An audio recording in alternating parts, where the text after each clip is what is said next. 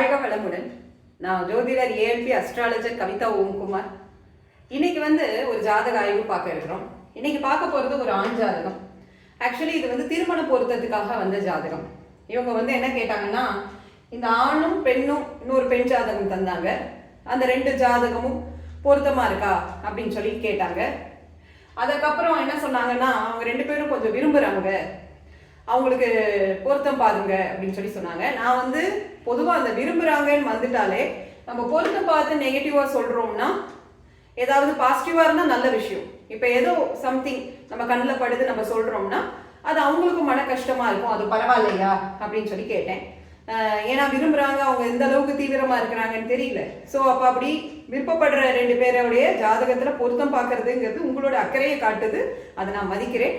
ஆனா அதுக்கு முன்னாடி இதெல்லாம் யோசிச்சு சொல்லுங்கன்னு சொன்னேன். இருந்தாலும் அவங்க பொருத்தம் பார்க்க சொன்னாங்க. அவங்க பொருத்தத்தை பார்த்து அது சுமாரா தான் இருந்தது அந்த பொருத்தம்.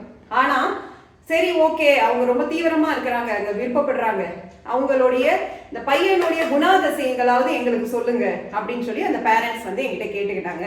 இது ரொம்ப நியாயமா பட்டது.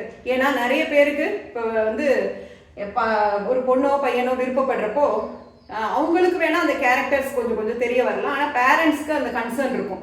எப்படி இருப்பாங்க வரப்போறவங்க, பொண்ணுக்கு வரப்போற மாப்பிள்ளை இல்லை பையனுக்கு வரப்போற பொண்ணு, அவங்களோட குணாதிசயங்கள் எப்படி இருக்கும் அப்படிங்கிறது இந்த மாதிரி கேசஸ்ல அவங்களுக்கு கன்சர்ன் இருக்கும். ஸோ அந்த அடிப்படையில் இந்த ஜாதகத்துக்கு அவருடைய குணாதிசயங்களை ஆய்வு பண்ணி அவங்கள்ட்ட சொன்னேன் நான். ஸோ அதை ஒரு உங்களுக்கு ஒரு விளக்கமா இந்த இடத்துல நம்ம வீடியோ பதிவா இங்க செய்யறோம். சரி, இப்போ இந்த ஆண் ஜாதகர், இவருடைய பிறப்பு லக்னம் தனுசு லக்னத்துல பிறந்த ஆண் ஜாதகர். இவருடைய லக்னாதிபதி குரு பகவான் எங்க இருக்கிறாங்கன்னா, இந்த தனுசு லக்னத்திற்கு 10ஆம் வீட்டுல லக்னாதிபதி இருக்கிறாங்க.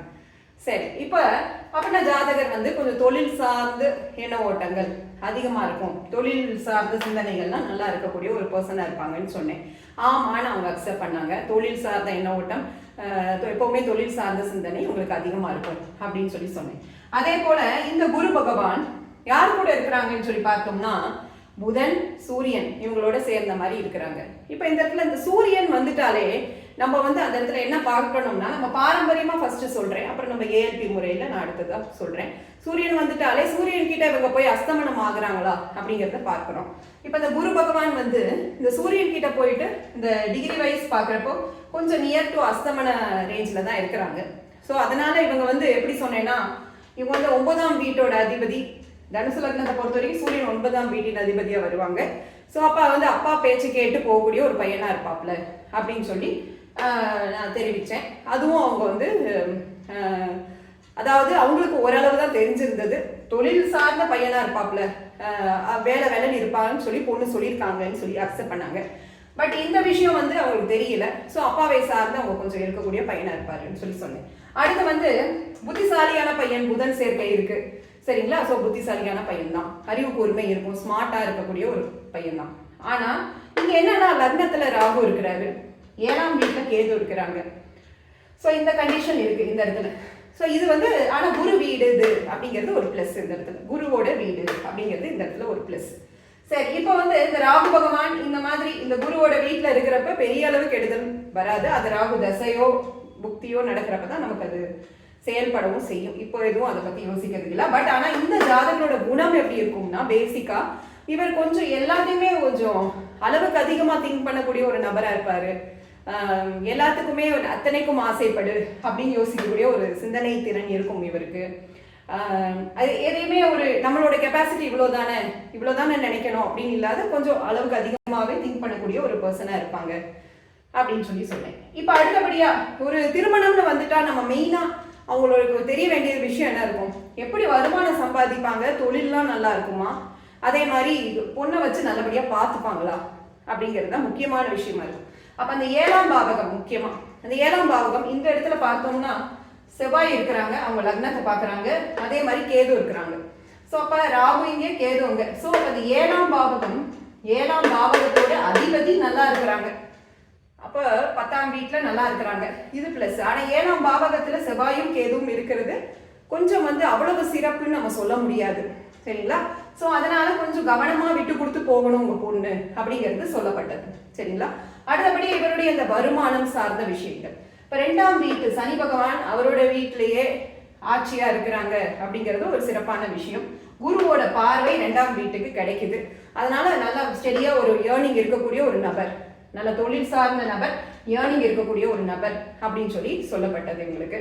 ஸோ இதுதான் முக்கியம். இப்போ ஒரு ஜாதகத்தை பொறுத்த வரைக்கும் இப்போ பொருத்தம்னு வரப்போ அந்த லக்னம் எப்படி இருக்கு, லக்னம் ஸ்ட்ராங்கா இருக்கா, ஜாதகர் எல்லாத்தையும் சமாளிப்பாங்களா, அதுக்கப்புறம் அவங்களுடைய வருமானம் எப்படி இருக்கும், அவங்களுடைய கலத்தரத்தை எப்படி பார்த்துப்பாங்க, அதே சமயம் வேலையெல்லாம் ஸ்டெடியா போயிட்டு இருப்பாங்களா அப்படிங்கிற இந்த விஷயம் தான் எல்லா பேரண்ட்ஸ்க்கும் முக்கியமா ஃபர்ஸ்ட் கண்ணில் தெரியும். ஓகே, ஸோ இப்போ இந்த லக்னத்தை பற்றி சொல்கிறப்ப ஓரளவு அதில் தான் குணநலன்களும் வந்துடும் உங்களுக்கு. ஸோ இந்த விஷயத்தை பார்க்குறப்ப இந்த குருவோட வீட்டில் இருக்கிற ராகுங்கிறதுனால கொஞ்சம் கண்ட்ரோல் இருக்கும் அப்படின்னு சொல்லப்படுது. இருந்தாலும் அதிகப்படியாக எல்லாத்துக்கும் ஆசைப்படக்கூடிய தன்மை இருக்கும் தான் அப்படிங்கிறது சொல்லப்பட்டது. சரி, இதுதான் வந்து பாரம்பரியமாக அவங்களுடைய ஜாதகம் பார்த்து நம்ம சொன்ன விதம். ஓகே, இப்போ இந்த ஜாதகரை பொறுத்த வரைக்கும் இப்போ ஏஎல்பி என்ன போயிட்டு இருக்கு அப்படின்னு சொல்லி பார்த்தோம்னா, இவருக்கு இப்போ மீனம் போயிட்டு இருக்கு ஏஎல்பி. ஏஎல்பிக்கான அதிபதி யாரு? குரு பகவான். குரு பகவான் ஏஎல்பிக்கு 7ஆம் வீட்டில் இருக்கிறாங்க. அப்போ இந்த ஏஎல்பி லக்னம் ஆரம்பிச்சதுல இருந்து இவங்க திருமணம் சார்ந்த எண்ண ஓட்டம் இவங்களுக்கு இருக்கும். இந்த ஏஎல்பி வந்து 10 வருஷம் இந்த இடத்துல இருக்கிற வரைக்கும் மனைவியை சார்ந்த சிந்தனை, நண்பர்கள், திருமணம் இது சார்ந்த எண்ண ஓட்டம் இந்த ஜாதகருக்கு இருக்கும். சரி, இப்போ அதுல என்ன நட்சத்திர புள்ளி? ரேவதி 2ஆம் பாதம் போகுது. ரேவதி 2ஆம் பாதம்னா புதன் பகவான். அவர் எங்க இருக்கிறாரு அப்படின்னு பார்த்தா அவரும் 7ஆம் வீட்டுல இருக்கிறதுனால இப்ப இந்த ஜாதகரே திருமணத்தை பத்தி தான் சிந்தனை ஓட்டத்தோட இருப்பாங்க. திருமணம் பண்ணிக்கணுங்கிற எண்ணம் இவருக்கு இருக்குங்கிறது சொல்லப்பட்டது. அந்த சிந்தனைகள் இவருக்கு இருக்கும் அப்படின்னு சொல்லி சொல்லப்பட்டது.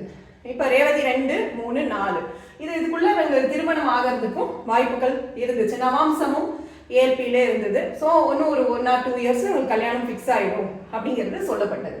அதுவும் இன்னொரு விஷயம் என்னன்னா, இவங்களுக்கு பாரம்பரியமா பாக்குறப்போ இவங்களுடைய 5ஆம் வீடு, இப்ப இங்க இருந்து 5ஆம் வீடுன்றப்ப இந்த இடத்துல செவ்வாய் 5ஆம் அதிபதி 7ஆம் வீட்டுல இருக்கிறாங்க. அப்படிங்கிறப்ப 5, 7 தொடர்புங்கிறது காதல் திருமணத்தை இந்த பையனுக்கு கொடுக்கும் அப்படிங்கிற அமைப்பு வருது. சரிங்களா? ஏஎல்பி படி பாக்குறச்சே நமக்கு வந்து இந்த இடத்துல பாக்குறப்போ இந்த இடத்துல 5ஆம் வீடு அதிபதி அங்கேயே இருக்கிறாங்க, நல்ல நிலைப்பாட்டுல இருக்கிறாங்க, சொந்த வீட்டில் இருக்கிறாங்க. ஸோ இங்கேயுமே அந்த காதல் சக்சஸ் ஆகுறதுக்கான வாய்ப்புகள் உண்டுன்னு தான் தெரிய வருது நமக்கு. ஸோ இப்போ இந்த ஏஎல்பி படி பார்க்குறப்பையும் இவருக்கு இப்போ திருமண காலகட்டமாக இருக்கு.